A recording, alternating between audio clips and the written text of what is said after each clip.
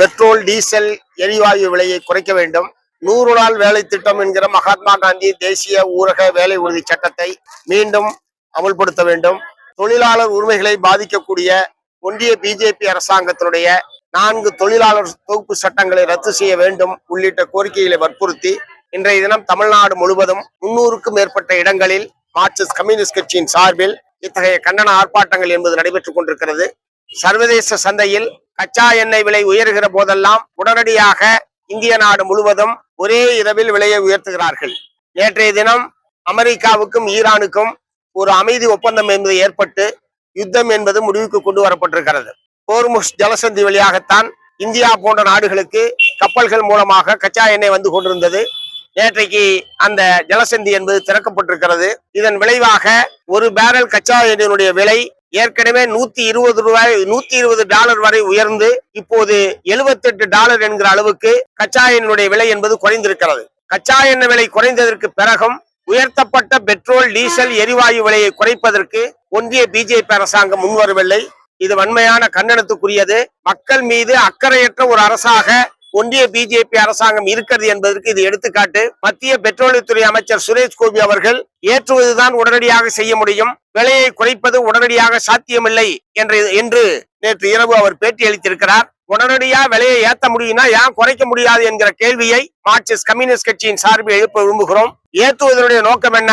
தனியார் முதலாளிகள் தனியார் கம்பெனிகளுக்கு ஒரு நிமிடம் கூட லாபத்தில் குறைவு வந்துவிடக் கூடாது என்கிற நோக்கத்தோடு முதலாளிகளுக்கு சாதகமாக விலையை உடனடியாக உயர்த்தக்கூடிய ஒன்றிய அரசாங்கம் விலையை குறைத்தால் அது சாதாரண ஏழை எளிய மக்களுக்கு லாபம் கிடைக்கும் என்பதனால் அவர்கள் குறைப்பதற்கு மறுக்கிறார்கள். ஆகவே குறைக்க முடியாது, ஏற்ற முடியும்னா ஏன் குறைக்க முடியாது என்கிற கேள்வியை தான் நாங்க எழுப்ப விரும்புறோம். ஆகவே மக்கள் மீது எவ்வளவு சுமை ஏற்றப்பட்டாலும் அதை பற்றி கவலைப்படாத ஒரு கூட்டமாகத்தான் ஒன்றிய பிஜேபி அரசாங்கம் இருந்து கொண்டிருக்கிறது என்பதற்கு இதற்கு எடுத்துக்காட்டு. ஆகவே இதன் விளைவாகத்தான் எல்லா பொருட்களுடைய விலையும் உயர்ந்திருக்கிறது. ஹோட்டல்களிலே விலை உயர்ந்திருக்கிறது, மளிகை கடையில விலை உயர்ந்திருக்கிறது, காய்கறி விலை உயர்ந்திருக்கிறது, பால் விலை என்பது உயர்ந்திருக்கிறது. இப்படி எல்லா வகையான பொருளும் உயர்வுக்கு அடிப்படையான காரணம் இந்த டீசல் விலை உயர்வு. ஆகவே டீசல் பெட்ரோல் விலையை குறைக்க வேண்டும் என்பதை நாங்க முக்கியமா வற்புறுத்துறோம். அதே மாதிரி இந்த டீசல் பெட்ரோல்ல 50% மத்திய மாநில அரசுகளுடைய வரி வருவாயாக வருகிறது. 100 ரூபாய் பெட்ரோல்னா 50 ரூபாய் தான் செலவு, மீதி 50 ரூபாய் ஒன்றிய அரசாங்கத்திற்கும் மாநில அரசாங்கத்துக்கும் வரி வருவாயாக வருகிறது. எவ்வளவுக்கு அளவு விலை ஏறுதோ அவ்வளவுக்கு அளவு இவர்களுக்கு வருவாய்.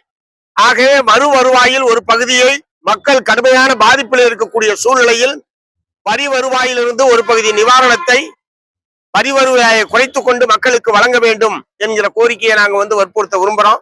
மத்திய அரசாங்கமும் குறைக்கணும், மாநில அரசாங்கம் குறைக்க வேண்டும் என்பதை நாங்க வற்புறுத்துறோம்.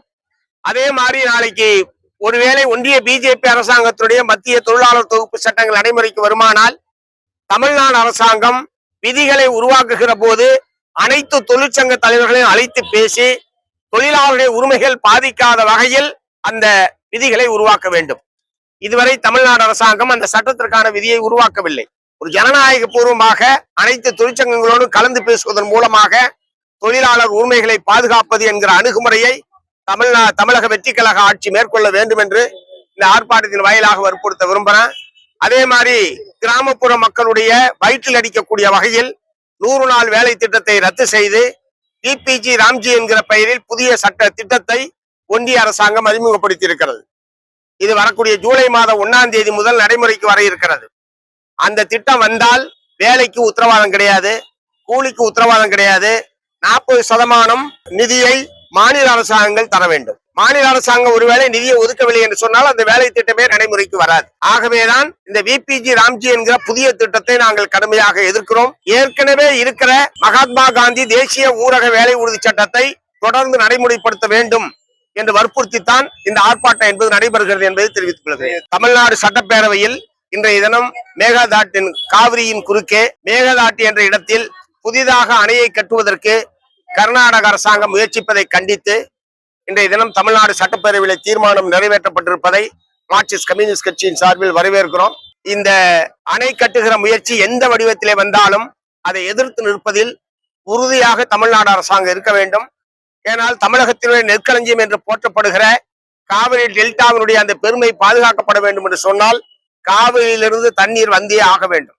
காவிரி என்பது கர்நாடக மாநிலத்திற்கு சொந்தமானது அல்ல, 4 மாநிலங்களுக்கும் சொந்தமானது. ஆகவே கர்நாடக அந்த காவிரியின் குறுக்கே எந்த வேலையை செய்ய வேண்டும் என்றாலும் அது சட்டவிரோதம். ஏற்கனவே இதற்கான தெளிவான தீர்ப்பை உச்சநீதிமன்றம் வழங்கி இருக்கிறது. உச்சநீதிமன்ற தீர்ப்பை எல்லா மாநில அரசாங்கங்களும் மதித்து நடந்து கொள்ள வேண்டும். தமிழ்நாடு அரசாங்கம் மேகதாட்டு அணை கட்டுவதை தடுக்கிற அந்த முயற்சியில் தமிழ்நாட்டினுடைய ஒட்டுமொத்த மக்களும் அரசுக்கு ஆதரவாக இருப்பார்கள். மார்க்சிஸ்ட் கம்யூனிஸ்ட் கட்சியும் குற்ற துணையாக இருக்கு என்பதை தெரிவித்துக் கொள்கிறேன். கர்நாடகாவினுடைய முதலமைச்சர் ஏற்கனவே துணை முதலமைச்சராக இருந்த காலத்திலிருந்து தொடர்ந்து அவர் அணை கட்டுவது என்பதை பற்றி பேசிக்கொண்டே இருக்கிறார். உச்சநீதிமன்றம் கீழ்ப்பகுதி பாசனம் பெறக்கூடிய கீழ்ப்பகுதி மாநிலங்களுடைய ஒப்புதல் இல்லாமல் எந்த வேலையையும் செய்ய முடியாது என்று ஏற்கனவே தெளிவான தீர்ப்பு இருக்கிறது. அப்படி அவர்களுக்கு ஏதாவது தேவை என்றால் அவர்கள் நீதிமன்றத்தை நாட வேண்டுமே தவிர தமிழ்நாடு அரசாங்கத்தோடு பேசுவதற்கு எதுவுமே கிடையாது.